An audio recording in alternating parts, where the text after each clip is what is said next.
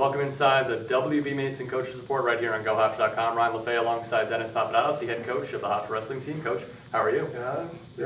Doing good considering the weekend that we had, but moving forward. Let's talk about that weekend. It started off on Saturday afternoon right here at home, a 34-3 loss against an EIWA opponent in Army, a stronger team. We talked about it last week, Coach.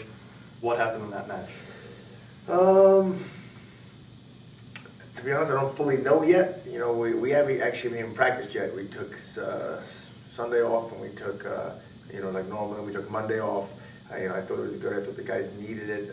I'll get into some of that in a little bit. But part of the reason, besides even rest, is I firmly believe, as I told the guys after Saturday, we take Sunday off like normal, and we mourn this thing. We're taking Monday off like a family member died. And you do that because if you don't do that, if you don't mourn it correctly, I feel like it can linger. And so we're going to mourn it. We're going to put it to bed and love it and hug it and kiss it and try to understand, what things we did wrong and put it to bed, and then we all can move forward. So it's been done and it's been mourned. But so we'll get back at it today. The guys needed those 2 days. But I don't fully know, and looking back at it, I was, obviously really upset about certain things. And again, there really was no point that I would say this guy or that guy wasn't trying. You know what I mean? We just looked sluggish and out of focus. And I think a lot of it has to do with, and, it is what it is, but, some of the circumstances Hofstra has to deal with that not all programs do with our small roster cap size of 20 and only having 18 guys in the team and 7 guys, redshirting, 11 guys to be able to use. We have 11 guys that can never miss. They can't miss practice because if they miss practice, we don't work their partners. If they can't miss competition, they have to make weight and wrestle. We have yet to forfeit a match with 11 guys. I'd like to see another program try that. Like, we have yet to forfeit a match. It's been a daunting task.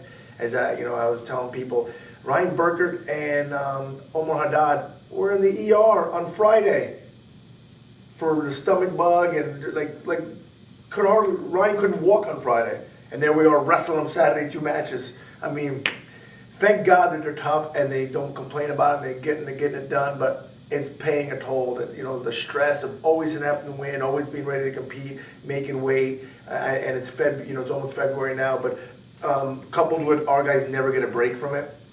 We got to learn. It's our job to learn how we're going to address that. And we made a bunch of ideas, but like I said, there wasn't a point that I didn't think anyone didn't try. So, we just looked flat at 25. I mean, Vespa looked a little lost. I don't know what he gave up points early, and I don't know what happened, but he rebounded well. Same thing with Connor. Ryan Burkert out-wrestled his guy. After being, after being so sick for 2 days, still should have won the match, still got the kid exhausted, still was on the winning takedown. I mean, the Army coach, even believes that. Bobby scored the last 3 takedowns at 65. Sage had a good win. 97, Nays did more of the work, was in on the winning takedown. Same thing with at heavyweight. So, to be honest, in those weights alone, we were scoring last, we were pushing the pace last. So I don't think anyone gave up or died. Just everything went wrong that could have went wrong ever since probably, like I said, since Clarion, and we're in a funk. And like I said, I think some of it is that just it's getting to you, and they're true freshmen and true sophomores, the whole team. So none of them even know how to deal with it or what to do, and we're trying to help them get through it, and we will. We're hoping it's going to be behind us, but obviously we'll find out. So that's my best explanation of it, but I don't fully know. We'll find out a little more today when we start practice back up. Immediately following Army, you guys went to Columbia for the nightcap of the Saturday doubleheader, and 24-12 loss to Columbia as well. Is it tough to get up after a loss like that and go to Columbia and wrestle against a team like Columbia, another EIWA opponent? It is, and I didn't want to set the schedule up like that, but we had to wrestle those 2 teams. We have to do it again in Drexel because my schedule was almost done, and then I had to wrestle these 2 teams. It only worked if we'd have to wrestle on the same day. All the coaches wanted their home matches because we owed them home matches, so I'm like, okay, I guess we gotta, I want to give them my home match, so I wanted Army. I'm like, oh, I guess I gotta drive to Columbia, and I guess I gotta drive to Franklin, Marshall, and Drexel, I didn't want to do it that way, especially with this young team, but it ended up. But so then we get in the bus, and yeah, and I think the guys wanted to rebound. They were excited, but I think it made them even more nervous. I mean, just what was going on, trying to dig out of it, and then just same thing, just couldn't get going. And the people looked like they were trying to get going, they just couldn't get going. And the truth is, for how underneath our level we performed against Columbia, we probably still should have won the duel with Sage Heller, who, they put someone up to not get pinned against him. Sage Heller's throwing him around, pinning him for a minute. Ref doesn't call the pin, which I don't think was bad, we had to get tight, but, I don't think the kid was pinned during the time. Gets off his back, so Sage for the team tries to push the pace and pin the kid again. This is the first minute, we're already winning 6-0, and for 45 seconds of that minute, the kid was on his back. And then Sage goes for another thing, gets on his back, gets high, gets put on his back, and he gets pinned. I am telling you, we wrestled that match 100 times, we pinned the kid 99, and we get pinned to 1. And guess what happened in the dual meet that actually happened? We get pinned to 1. Us pinning that match alone, we still win the dual meet by criteria. And we performed well below. So that's frustrating. That's a really frustrating loss. It's really frustrating the way it happened. But again, I'm not trying to take anything away. Both those teams wanted, they came in and they did what they had to do. Just saying, that wasn't us either. And it's on the coaches. It's on me and the coaches first to make sure that we can get the guys performing on us. But Vinny, had another tough match. That kid wanted revenge. We beat him in the semis of New York State tournament, and that kid wanted revenge, and it was a back and forth match, and that kid's tough. I recruited that kid hard to come here. I like that kid. That was a good match, and obviously Nays and Omar, Nays and Oxley won. I thought Omar competed real well. Ryan, same thing, sick. Beat a good former Long Island kid, and it all added up to be a big down, to be honest with you. But again, I believe we rested, and I believe we mourned. So the only thing left is to move forward. Vinny Vespa, another win this weekend, 22-9 overall this season. One of the bright spots of the team. What has he been doing so well this season, and how can he keep that going forward, especially as we, like you say, are getting into now February? I think Sage Heller's 22-9, possibly.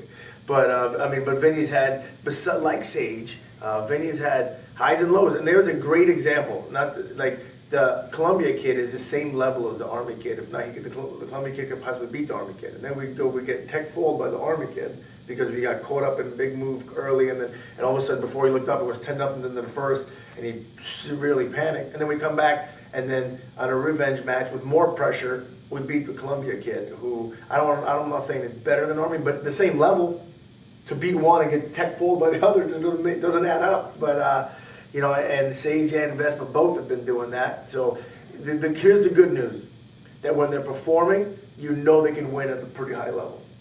We just got to get them to be more consistent, and that's again somewhat on them and also on us. As coaches, to make sure to kind of guide them and prepare them to try to be more consistent, and that's what we're working on this week. But we're happy he's here. He got a 4.0 this semester, and he's a really mature kid. He really is. And like I said, we gotta do our jobs better to get him performing at an optimal level. And just looking forward, just one match this upcoming week against the University of Buffalo, a home match against the Bulls. How do you pull out a victory? Hopefully we mourned. And hopefully we can move forward, and part of the issue is not to say anything about the competition we just wrestled, but it was built in with that week with Sacred Heart and Clarion and West Liberty, and then coming back and doing Army and Columbia were all expected to be winnable matches, and and some of them would be hard. We knew Army would be tough, and we knew Columbia would be tough, and we knew Clarion would be tough. But there was a realistic chance that we were going to go 5-0 during that stretch, and we ended up going 2-3. You know what I mean? And because the next part of the stretch is what people expect to be better competition. Buffalo's pretty darn good this year, so I'm hoping that with the lull, let's follow the high, because we're going to need the high be able to come back, because Buffalo wants to come in and they want to, believe me, they want to prove a point.